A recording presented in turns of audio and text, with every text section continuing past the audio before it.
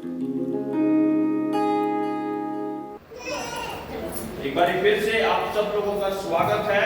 अपने कीमती समय को निकालकर आप परमेश्वर के भवन में आए और परमेश्वर की दुआओं प्रार्थनाओं के बीच में आप आए ताकि परमेश्वर की से कुछ ग्रहण कर सकें। Praise Lord.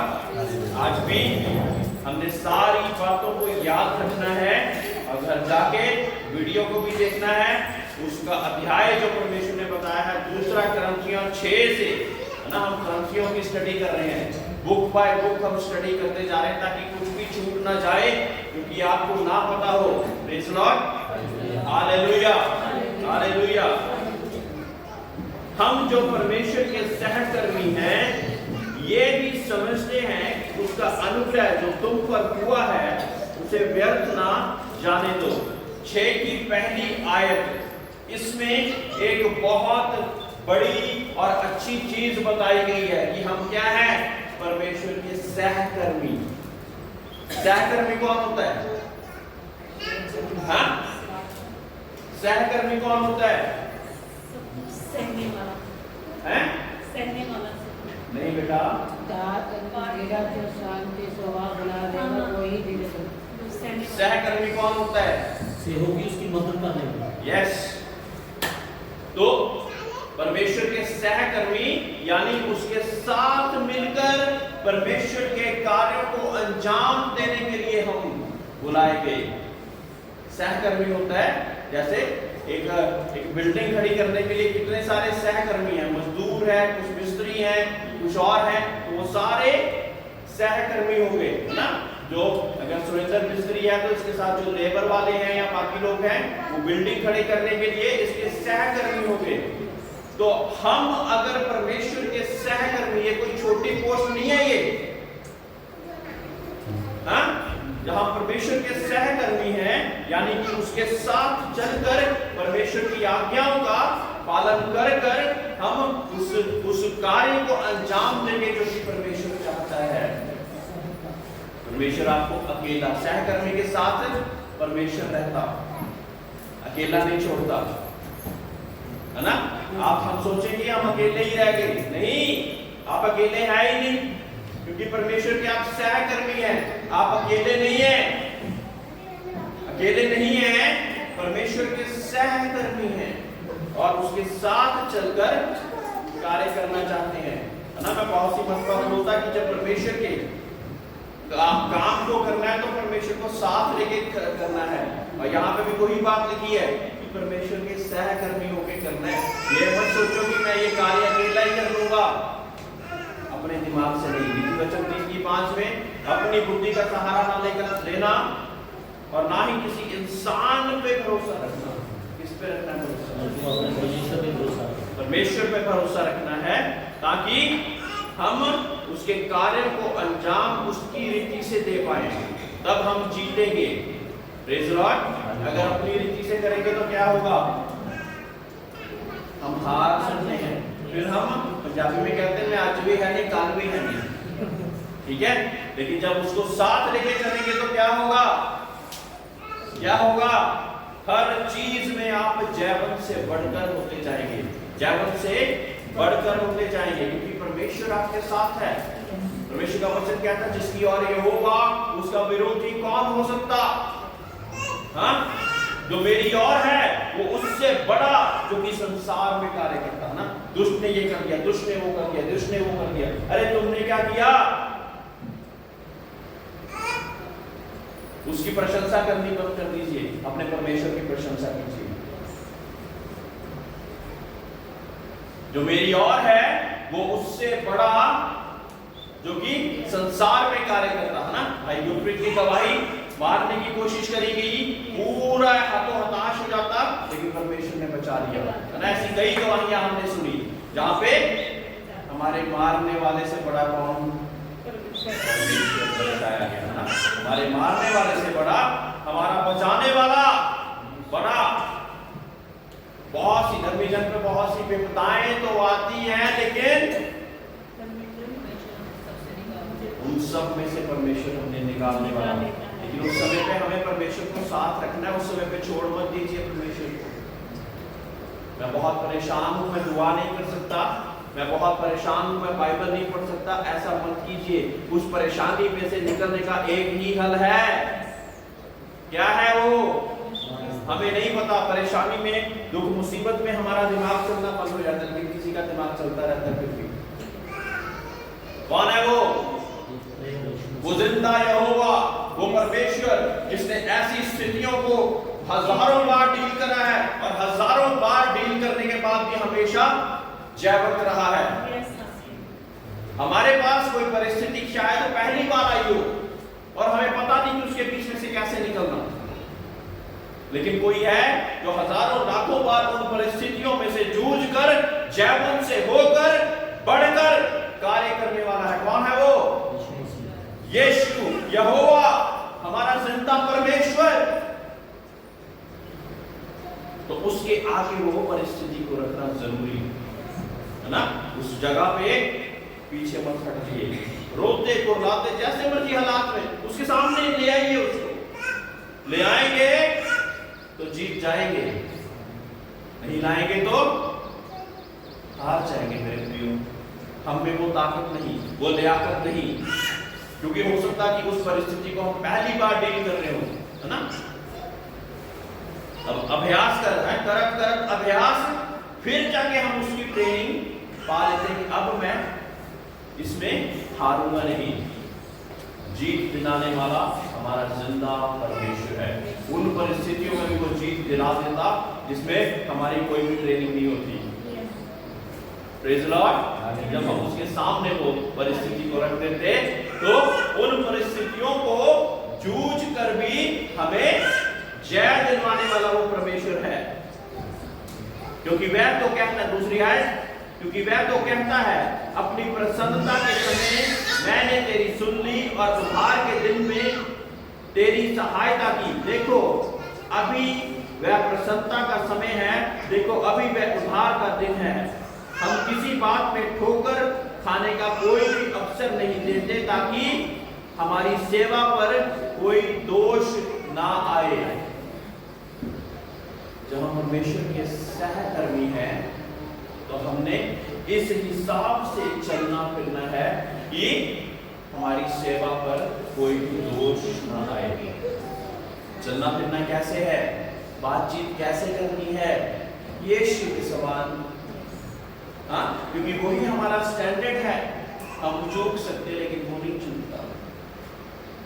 तो हमने इस हिसाब से हर एक समय पे इस बात को मन में रखना कि किसी वजह से मैं ठोकर का कारण ना बन जाऊं, किसी की ठोकर का कारण ना बन जाऊं।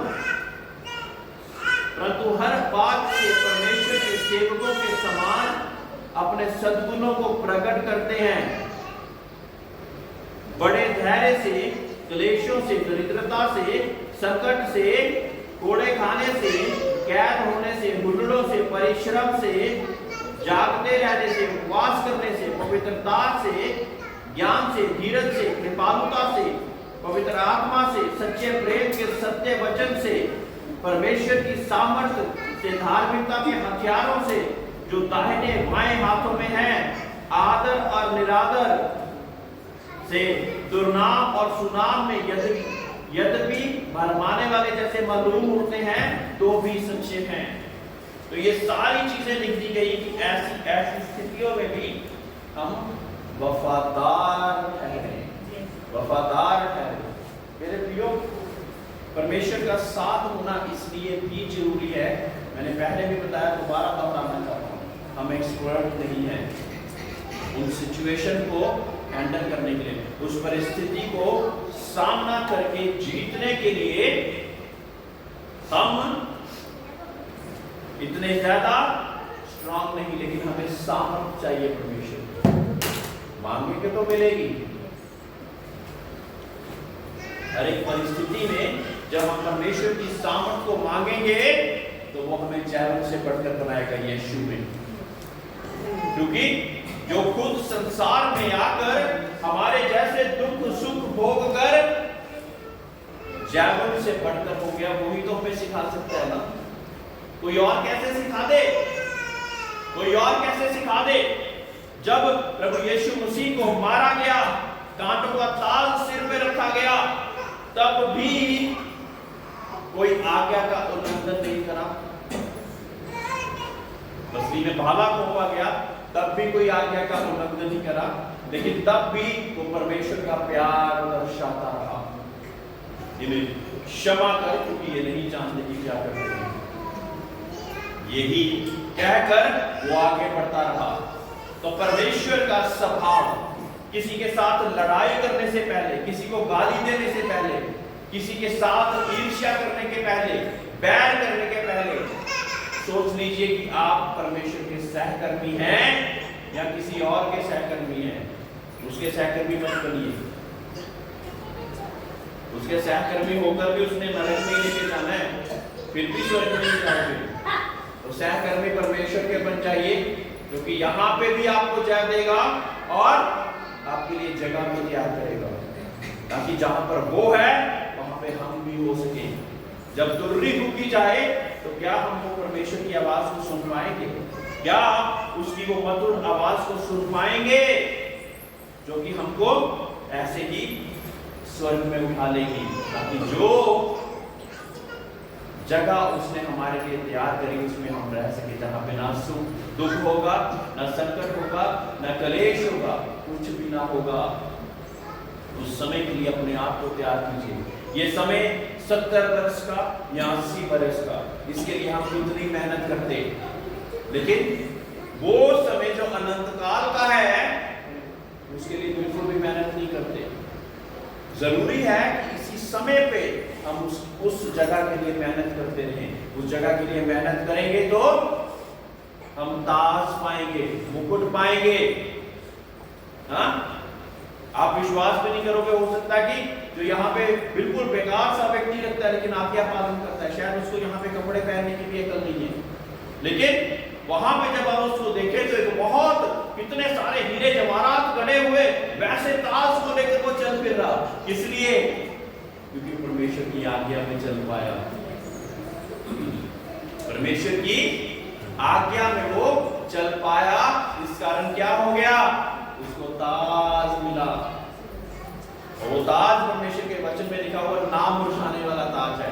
यहाँ के ताज मुरझा जाएंगे, यहाँ की बिल्डिंगें खत्म हो जाएंगी, गाड़ियां खत्म हो जाएंगी, हमारी जिंदगी भी खत्म हो जाएगी, लेकिन वहां पे परमेश्वर हमें वो ताज देना चाहता जो कि ना मुरझाने वाला ताज है। Praise Lord, hallelujah.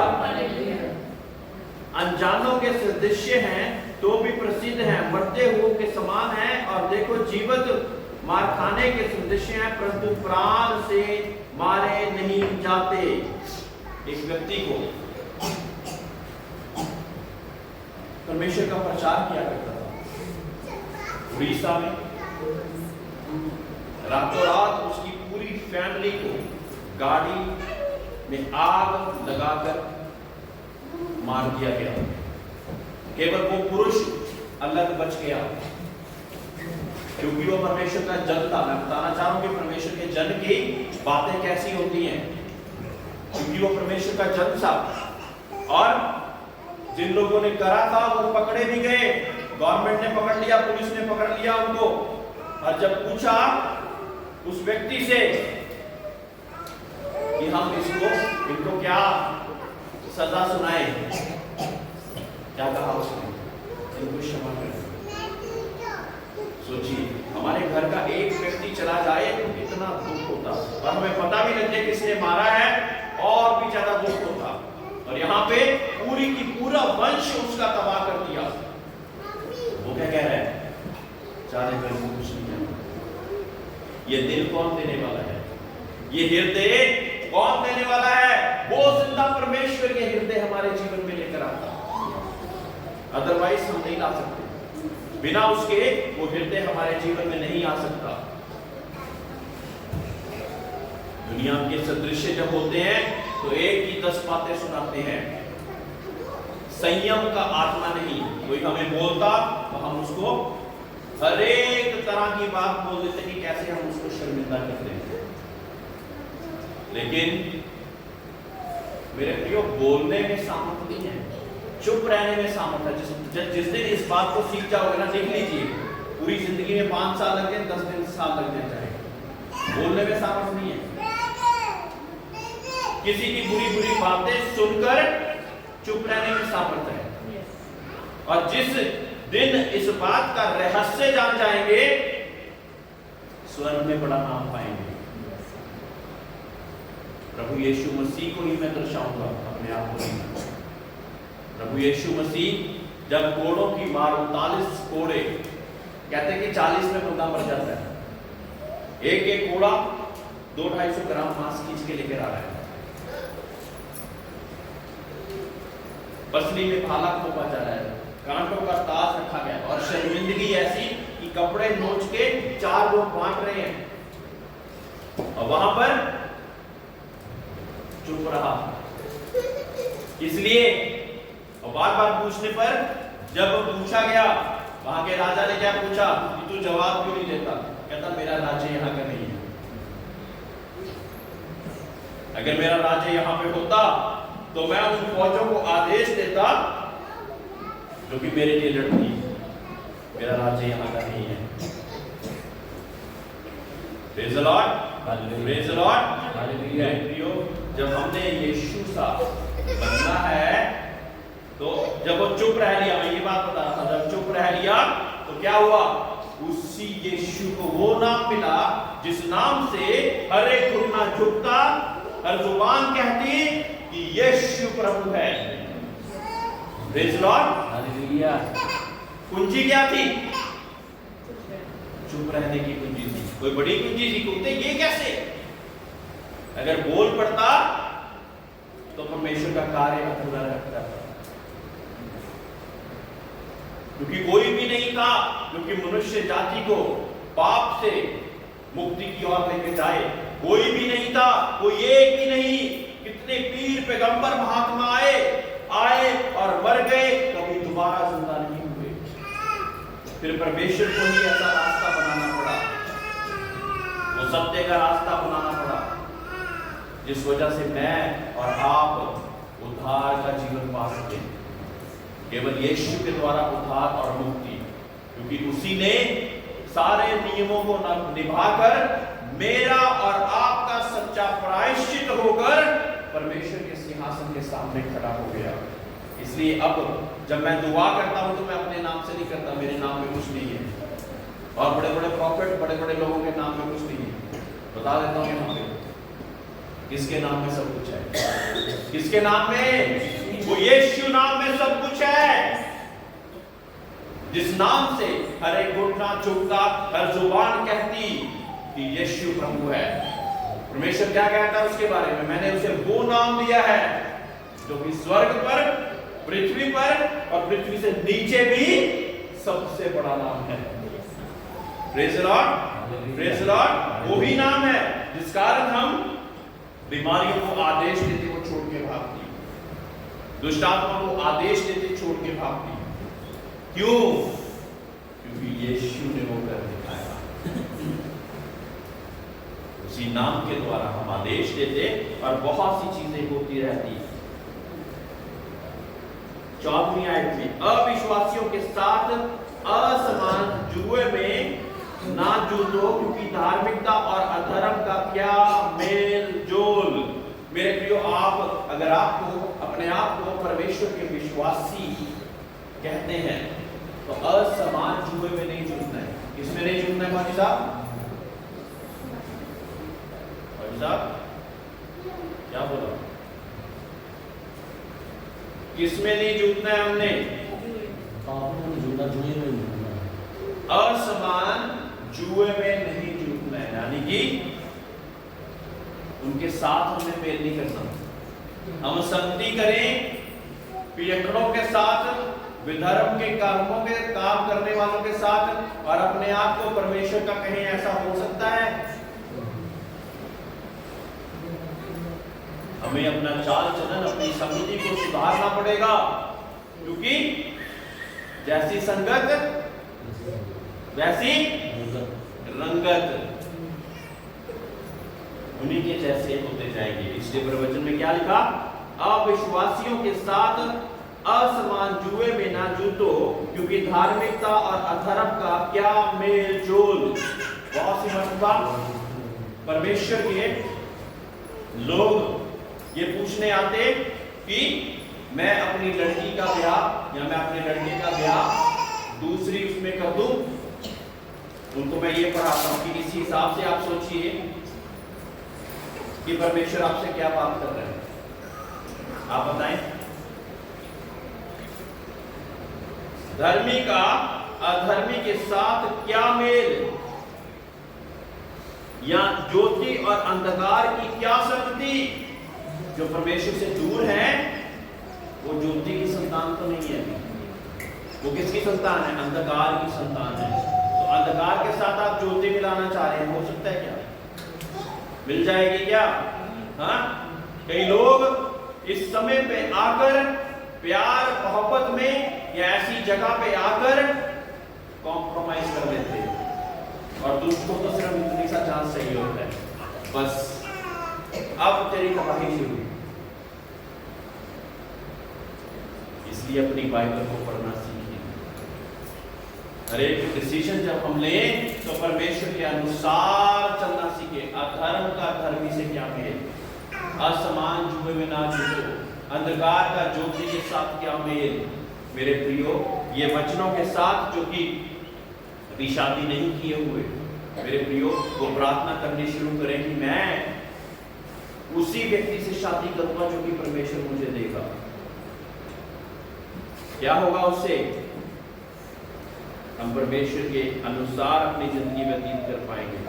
नहीं तो क्या होगा? वो सोचे कि दूसरे के साथ शादी होगी। अब वचन में क्या लिखा है? हे पत्नियों, अपने पति के अधीन रहो। ठीक है, अब पति है पियक्कड़ और चपेड़े भी मार रहे हैं, अधीन तो रहना पड़ेगा। वचन में लिखा है, बताइए रह लेंगे? वो लेके जा रहा है आपको पकड़ के मूर्तियों के सामने दंडवत करने के लिए, जाना पड़ेगा, अधीन रहने के लिए बोला है। और फिर सारे मिलकर नरक में भी जाना पड़ेगा। Thank you so much. तो इसके लिए पहले से हर एक निर्णय लेने से पहले ये देखिए कि वचन क्या कहता है उसके बारे में। मेरे को तो प्यार हो गया, मैं सुधार दूंगा उसको, ऐसा नहीं होता। बहुत से ऐसे उदाहरण दे दूंगा मैं, ऐसा नहीं होता। प्यार में तो सब कुछ हो जाता, आप जानते हैं कि प्यार में क्या कुछ हो जाता। मेरे लिए नहीं कर पाएंगे। वचन सुनाने के लिए सारी दुनिया पड़ी है, लेकिन जो 50% पार्टनर आपके साथ मिल गया, उसकी बात भी तो सुननी पड़ेगी। सुननी पड़ेगी कि नहीं सुननी पड़ेगी? वो दाएं जाए तो आप बाएं, बिना उसके कहां से चल जाओ? सहमति से जाना होगा ना। हाँ, सहमति से एक दिन वो बोल देंगे कि परमेश्वर के भवन में ना जाओ, तो क्या करोगे? मानोगे तब भी जाते हो, नहीं मानते तब भी जाते हो। इसलिए हम परमेश्वर के अनुसार, और मूर्तियों के साथ परमेश्वर के मंदिर का क्या संबंध? क्योंकि हम तो जीवते परमेश्वर के मंदिर हैं, जैसा परमेश्वर ने कहा है। हम क्या हैं? हम जीवते परमेश्वर के मंदिर हैं। जब हम जीवते परमेश्वर के मंदिर हैं, तो क्या इसके अंदर तंबाकू, शराब, लुच्चपन, व्यभिचार, निंदा, ईर्ष्या, ये सारी चीजें जानी चाहिए अंदर? परमेश्वर के मंदिर में क्या जाना चाहिए? हाँ, प्रार्थनाएं जानी चाहिए, वचन जाना चाहिए, और क्या जाना चाहिए? हाँ, या तो कह दो कि बाकी लोगों का शरीर पवित्र आत्मा का मंदिर होगा, मेरा तो नहीं है। आपका जो शरीर पवित्र आत्मा का मंदिर परमेश्वर ने ऐसा कहकर बनाया, तो क्यों हम उससे अलग चलते है ना? हम परमेश्वर की पवित्र आत्मा का मंदिर है, परमेश्वर का मंदिर है, तो परमेश्वर क्या गंदी जगह पे रहेगा?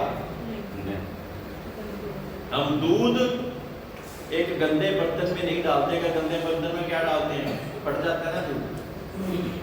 तो आप सोचिए कि परमेश्वर वहां पे रहेगा जहां पे हमने खुद गंदगी फैला रखी है? हाँ, कौन रहेगा वहां पे? अच्छा ये भी बता दीजिए, हैं?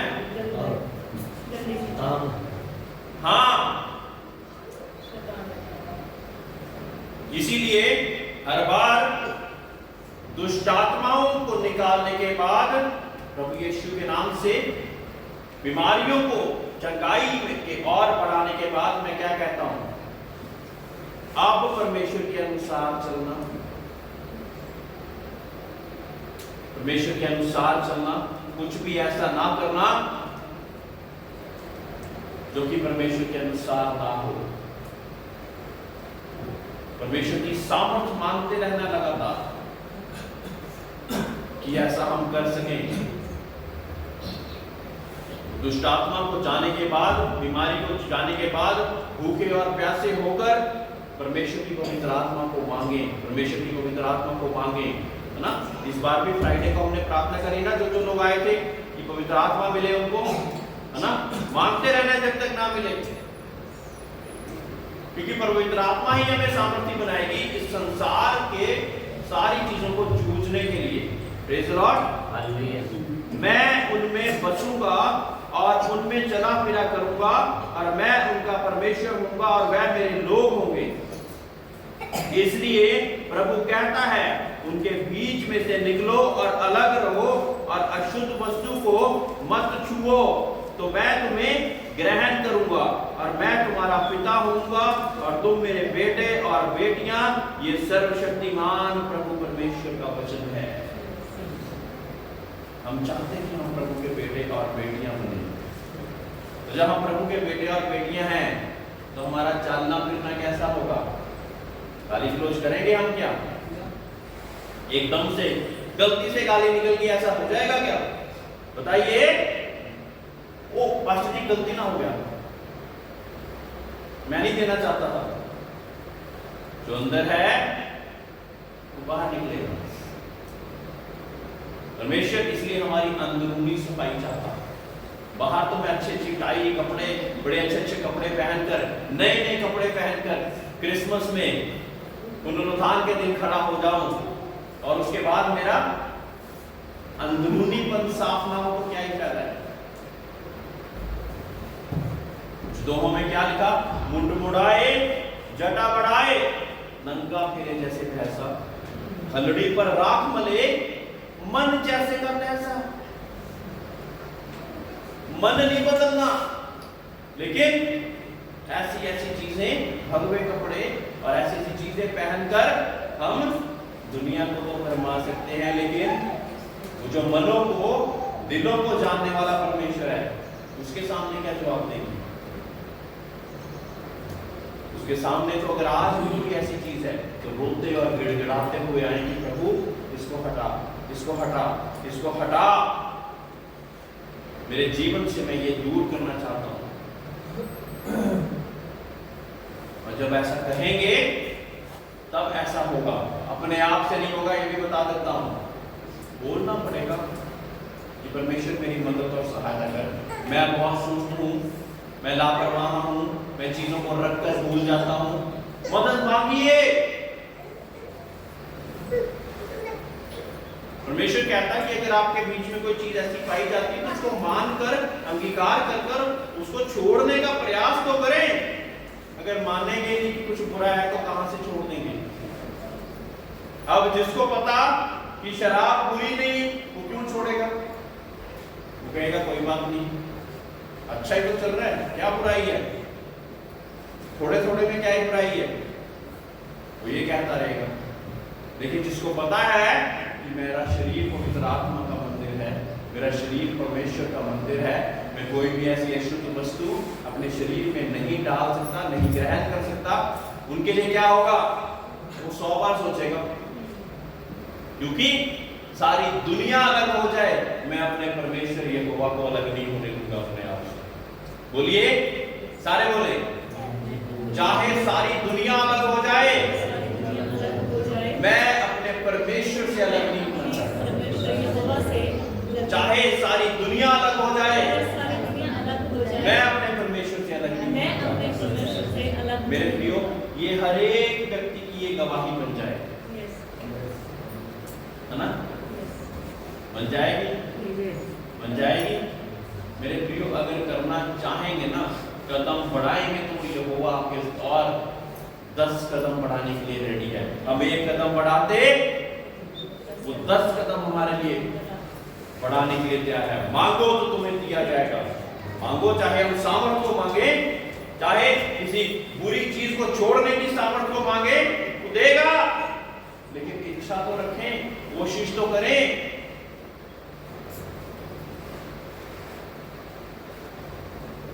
एक व्यक्ति के जीवन में टेस्टमनी यानी कि गवाही उस व्यक्ति के बिना ही आ जाती है क्या? फिर दोबारा रिपीट करता हूं सवाल।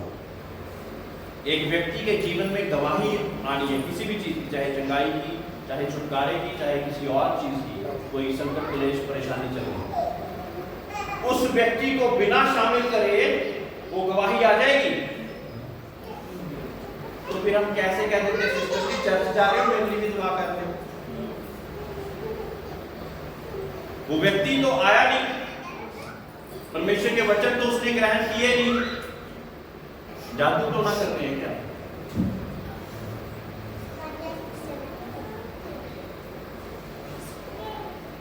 एक गवाही परमेश्वर देना चाहता और उस व्यक्ति को साथ लेके देना चाहता, ताकि उसका हृदय परिवर्तन हो और वो भी एक स्वर्ग राज का अधिकारी बन जाए, है ना? अब मेरे भाई आ नहीं पा रहे थे, लेकिन निरंतर उनके लिए दुआएं, वो एक अलग वो समय था ना, लेकिन जब वो ठीक हो गए तो आए, है ना? भाई के लिए तालियां बजाएंगे। कई बार ऐसी अवस्था आ जाती कि वो व्यक्ति आ नहीं पाता, वहां पे हमें जाना पड़ जाता, कोई बात नहीं, लेकिन विश्वास तो बने, क्योंकि विश्वास सुनने से और सुनना प्रभु के वचन के द्वारा बनता, और विश्वास ने ही हमारे दिल में चंगाई, रिहाई और सब कुछ लेके आना। ये मैं क्या कर रहा हूं? विश्वास के साथ आपको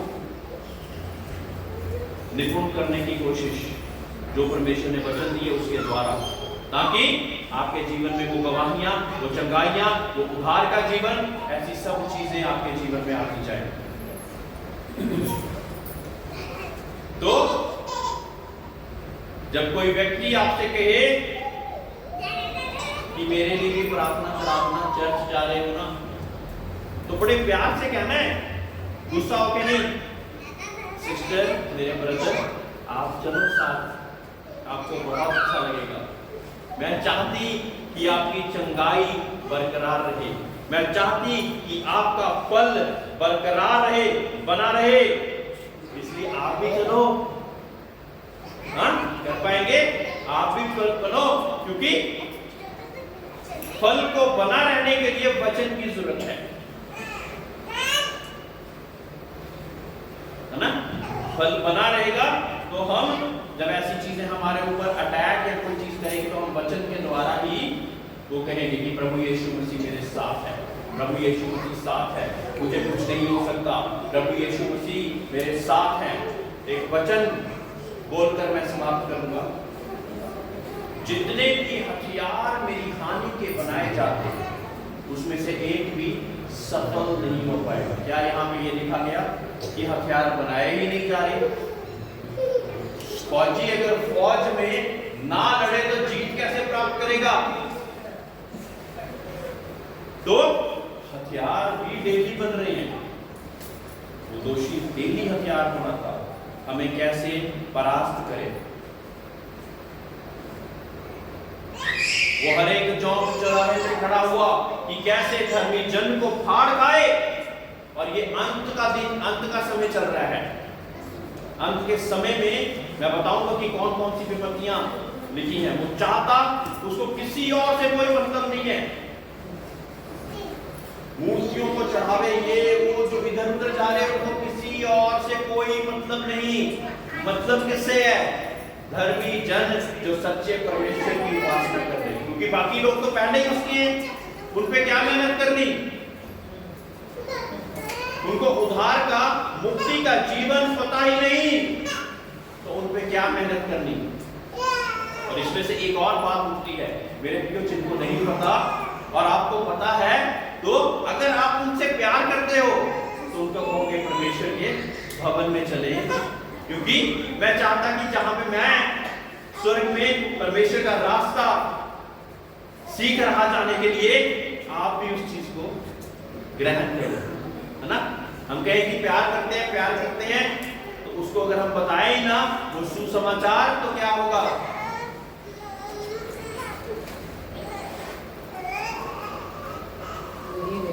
कुछ नहीं होगा, वो वहीं चले जाएगा। परमेश्वर चाहता कि आपको बचाए और स्वर्ग का अधिकारी बनाए। मेरी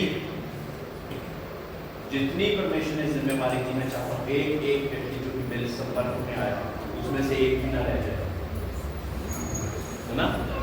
और इसके लिए मैंने क्या कहा कि आपने मेरे लिए भी किए काम को मैं करता रहूं, इसके लिए मेरे लिए सारे लोगों की प्रार्थना चाहिए मुझे, और मैं भी आपके लिए प्रार्थना करते रहूं, हम एक दूसरे के लिए भी प्रार्थना करते रहेंगे। Praise the Lord, hallelujah. सभी लोग खड़े हो जाएं।